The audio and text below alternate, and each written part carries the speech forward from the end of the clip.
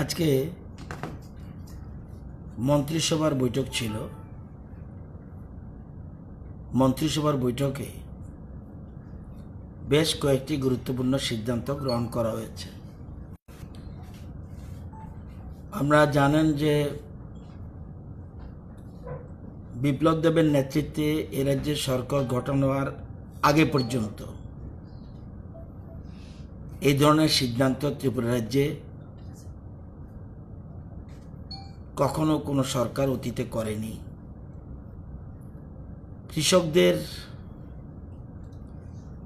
আয় বৃদ্ধির জন্য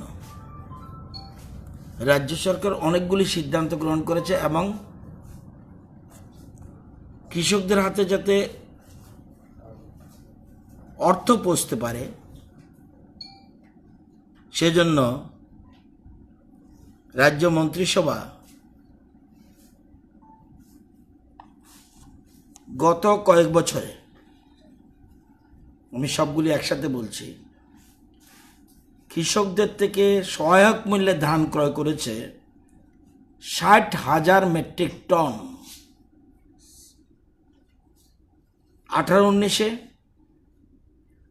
10,405 মেট্রিক টন, 18-19-এ আবার সেকেন্ড ক্রপে 16,866 মেট্রিক টন, 19-20-তে প্রথম দফায় 12,891 মেট্রিক টন এবং 19-20-তে রবি ক্রপে 8,553 মেট্রিক টন এবং 20-21-এ প্রথম ক্রপে 11,264 মেট্রিক টন। মোট 60,000 মেট্রিক টন ধান ক্রয় করেছে। এই জন্য কৃষকের হাতে গেছে 107,66,00,000 টাকা। ত্রিপুরা রাজ্যের রাজ্য সরকার সহায়ক মূল্যে ধান ক্রয় করার ফলে কৃষকদের হাতে টাকা পৌঁছেছে এই গত 3 বছরে 107,66,00,000 টাকা। এটা আগেও সরকার নিতে পারত, কিন্তু অতীতে কোনো সরকার এটা করেনি। এর মধ্যে রাজ্য সরকারের কোষাগার থেকে এই কৃষকদের হাতে টাকা যাওয়ার ফলে আমাদের রাজ্য সরকারের কোষাগার থেকে ব্যয় হয়েছে 16,28,00,000 টাকা। বাকি টাকাটা আমরা এটা কেন্দ্রীয় সরকার থেকে পাব। তো এই আমাদের নিজস্ব কোষাগার থেকে 16,28,00,000 টাকা গিয়েছে এখন পর্যন্ত, যা ধান আমরা ক্রয় করেছি। এবং প্রথম আমরা ধান ক্রয় করেছিলাম বাজারে অনেক কম, কিন্তু আমরা দিয়েছি 17 টাকা 50 পয়সা কেজি। 18-19-এ 19-20-তে সেই দাম আমরা দিয়েছি 18 টাকা 15 পয়সা পার কেজি এবং 20-21-এ 18 টাকা 68 পয়সা পার কেজি। এখন এই যে বললাম, এবার আজকে মন্ত্রিসভা আরেকবার সিদ্ধান্ত নিয়েছে 20,000 মেট্রিক টন। আগে আমরা 60,000 মেট্রিক টন আমরা নিয়েছি, এবার আবার 20,000 মেট্রিক টন, এটাও 18 টাকা 68 পয়সা পার কেজি। এতে ব্যয় হবে, কৃষকদের হাতে টাকা যাবে 37,36,00,000 টাকা 20,000 মেট্রিক টনে, এবং আমাদের কোষাগার থেকে যাবে 5,28,50,000 টাকা আমাদের কোষাগার থেকে ব্যয় হবে। সরকার আজকে মন্ত্রিসভা এই 20,000 মেট্রিক টন পারচেজ করার জন্য সহায়ক মূল্যে আজকে মন্ত্রিসভা অনুমোদন দিয়েছে। এটা ঐতিহাসিক সিদ্ধান্ত ত্রিপুরা রাজ্যের ইতিহাসে। এই সরকার ছাড়া অতীতে কোনো সরকার এরকমভাবে কৃষকদের হাত শক্তিশালী করার জন্য এই ধরনের গুরুত্বপূর্ণ সিদ্ধান্ত কোনোদিন গ্রহণ করেনি। এটা সম্ভব হয়েছে বিপ্লব দেবের নেতৃত্বে যে সরকার, বিজেপি আইপিএফটি সরকার, এটা তাদের দ্বারাই সম্ভব হয়েছে।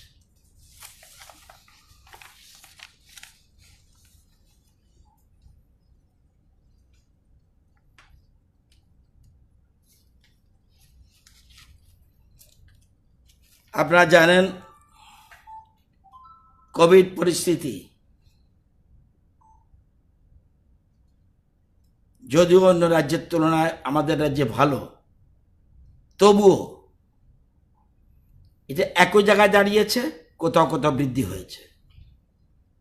আগরতলা কর্পোরেশন এলাকায় যদি গত 7 দিন দেখি, 16 মে থেকে যদি 24 মে পর্যন্ত দেখি, তাহলে দেখা যাবে এই 7 দিনে পজিটিভিটি রেট বা 21.37%।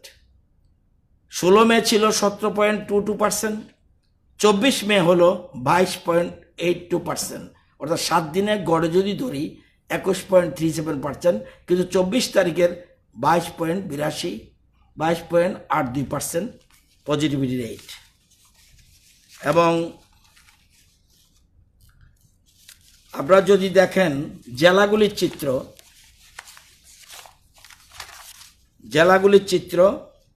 ওয়েস্ট গত 7 দিনে ওয়েস্টে দাঁড়িয়েছে 12.32%,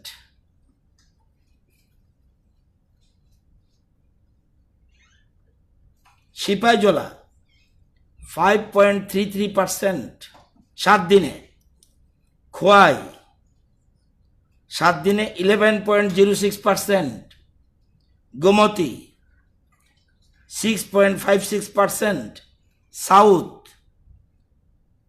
4.33%, ধলাই 5.01%, উনকোটি 5.17%, নর্থ 4.05%। এই যে টোটাল চিত্র দেখা যাচ্ছে, এটা ক্রমশ ঊর্ধ্বগামী, বিশেষ করে ওয়েস্টে এবং খোয়াইতে। অন্য জায়গাতেও পার্টিকুলার এরিয়াতে বহু ব্লকে অনেক বেশি রয়েছে।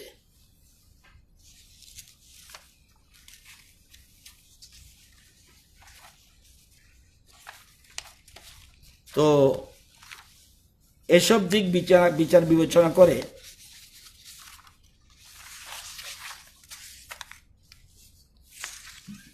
মন্ত্রিসভা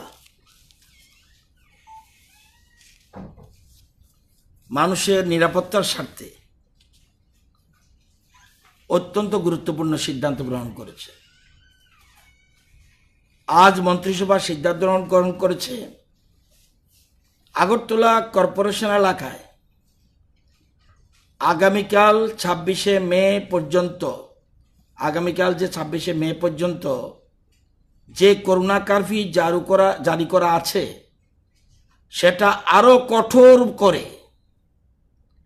বর্তমান যেটা 26শে মে পর্যন্ত, কালকে সকাল পর্যন্ত যে করোনা কারফিউ জারি আছে, সেটা আরো কঠোরভাবে অন্যান্য আরবান এলাকাগুলিও আগামী 5ই জুন পর্যন্ত বর্ধিত করা হয়েছে। আগরতলা কর্পোরেশন, বাকি সব আরবান এরিয়া, সেটা আগামী 5ই জুন পর্যন্ত বর্ধিত করা হয়েছে। এক্ষেত্রে মুদি দোকান, সবজি, মাছ, এই ধরনের জরুরি পরিষেবার জন্য যে সকল দোকান খোলা থাকতো, সেগুলি এখন সকাল 6 ঘটিকা থেকে 12 ঘটিকা পর্যন্ত খোলা থাকবে। এরপর বাকি সম্পূর্ণ বন্ধ। সকাল 6 ঘটিকা থেকে সবার জন্য নয়, জরুরি পরিষেবা সবার জন্য নয়, জরুরি পরিষেবা বলতে মুদি, সবজি, ফল বা জরুরি পরিষেবা যেগুলি আছে, সেগুলি শুধু সকাল 6টা থেকে দুপুর 12টা পর্যন্ত খোলা থাকবে, বাকি সম্পূর্ণ বন্ধ। এক্ষেত্রে প্রশাসন থেকে কঠোর পদক্ষেপ নেওয়া হবে, তল্লাশি সহ সমস্ত রকম কঠোর পদক্ষেপ নেওয়া হবে। সকলের সহযোগিতা আমরা কামনা করছি। সরকারি গাড়ি এবং হেলথ রিলেটেড গাড়ি ছাড়া সমস্ত যানবাহন বন্ধ থাকবে। ওই সময় যে 6টা থেকে 12টা, সেগুলি জরুরি পরিষেবার গাড়িগুলি ওই সময় ওরা থাকবে, নতুবা হেলথ রিলেটেড গাড়ি এবং সরকারি গাড়িগুলি সমস্ত এগুলি সবগুলি এগুলি যানবাহন বন্ধ থাকবে। সরকারি কার্যালয়গুলি জরুরি পরিষেবার সাথে যুক্ত অফিসগুলি মাত্র খোলা থাকবে। এছাড়া আরবান ছাড়া বাকি সারা রাজ্য, এখন পর্যন্ত আমি বলছি কালকার সকাল থেকে বলছি, সারা আরবান এলাকা, আগরতলা কর্পোরেশন সারা আরবান এলাকাগুলি করোনা কারফিউ জারি করা হচ্ছে। পৃথকভাবে নোটিফিকেশন, পৃথক নোটিফিকেশন বিজ্ঞপ্তি জারি করা হবে আজকে রাত্রেই। আরবান ছাড়া বাকি সারা রাজ্য 27 মে সকাল থেকে করোনা কারফিউ 5 জুন পর্যন্ত ঘোষণা করা হচ্ছে। এটাও পৃথকভাবে নোটিফিকেশন জারি করা হবে, পৃথক বিজ্ঞপ্তি এর জন্য জারি করা হবে। এবং শুধুমাত্র একই জিনিস, জরুরি পরিষেবা যুক্ত তথা গাড়ি, ওই যেটা সকাল 6টা থেকে 12টা পর্যন্ত সারা রাজ্যে, অর্থাৎ 27 তারিখ সকাল থেকে সারা রাজ্যে একই ধরনের হয়ে যাবে। শুধু মাঝখানে 26 তারিখটা শুধু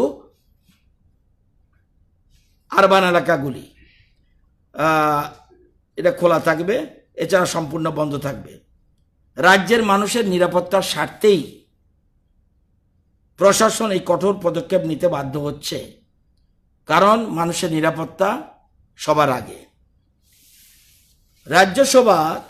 রাজ্য মন্ত্রিসভার আরেকটা সিদ্ধান্ত, যেহেতু করোনা কারফিউ চলবে, সেজন্য আরেকটা গুরুত্বপূর্ণ সিদ্ধান্ত রাজ্য সরকার গ্রহণ করেছে। এবং অতীতে কোনো দিন এই ধরনের সিদ্ধান্ত কেউ করেছে বলে আমার জানা নেই। এবং আপনারা জানেন 7 লক্ষ পরিবারকে, 2, 4, 5, 6 নয়, 7 লক্ষ পরিবার, আমাদের রাজ্যে আছেই 9,29,000 পরিবার। 7 লক্ষ পরিবারকে, 7 লক্ষ গরিব পরিবারকে, নিডি পরিবারকে প্রত্যেকের অ্যাকাউন্টে 1,000 টাকা করে ডিবিটির মাধ্যমে পৌঁছে দেওয়া হবে। এর জন্য রাজ্য সরকারের ব্যয় হবে 70 কোটি টাকা। এর জন্য রাজ্য সরকারের ব্যয় হবে 70 কোটি টাকা। এবং এটা রাজ্যের মুখ্যমন্ত্রীর ঐকান্তিক ইচ্ছার ফলেই এই ধরনের সিদ্ধান্ত নেওয়া হয়েছে। এক্ষেত্রে আজকে রাজ্যের মন্ত্রিসভার মিটিংয়ে দেখেছি মুখ্যমন্ত্রী কল্পতরু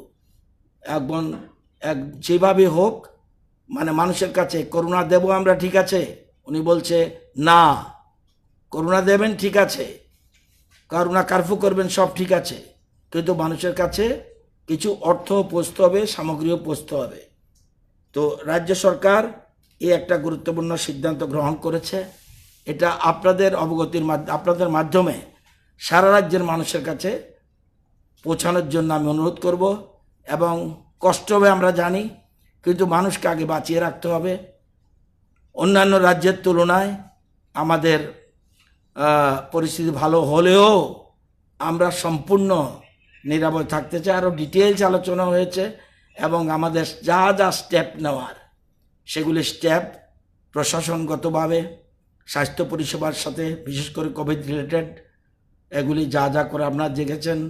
আজকেও ওয়ার রুম এখানে খোলা হয়েছে। শিক্ষক শিক্ষিকারা 1,704 জন শিক্ষক শিক্ষিকা, এর মধ্যেই 8টা জেলায় কোভিড ওয়ার রুমে কাজ করছে।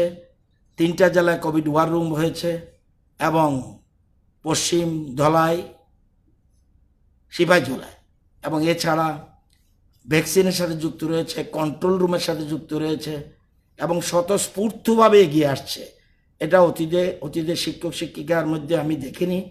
এটা একটা খুব ভালো পজিটিভ। আজকেও আমি এখানে ক্ষুদিরাম বসু ইংলিশ মিডিয়াম স্কুলে গিয়েছিলাম, সেখানে কাজ করছে। প্রত্যেক কোভিড পেশেন্টের সাথে তারা যোগাযোগ করছে, ফোনে যোগাযোগ করছে, কী অসুবিধা, কী খাচ্ছে, কী অসুবিধা, বাড়িতে কী অসুবিধা, অ্যাম্বুলেন্স লাগবে কিনা এবং চিকিৎসার কোনো রকম আছে কিনা, সব কাজ করছে। বাকি 5টা জেলাতেও কোভিড ওয়ার রুম খোলা হবে এবং আমরা তাদেরকে অলরেডি ফ্রন্টলাইন ওয়ারিয়র হিসেবে ঘোষণা দিয়েছি আগেই। ওদেরকেও ভ্যাকসিনের ব্যবস্থা আমরা করেছি।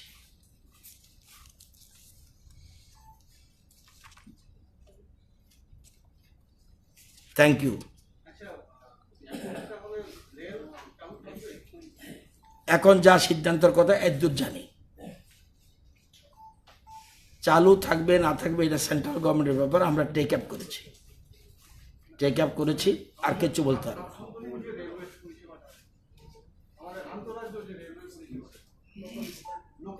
সেগুলি টেক আপ করেছে। আন্তরাজ্য হলেও এগুলি ট্রেন রেলটা নিশ্চয়ই ত্রিপুরা সরকার কন্ট্রোল করে না। সেখানে ত্রিপুরা সরকার already take up the matter with the appropriate authority.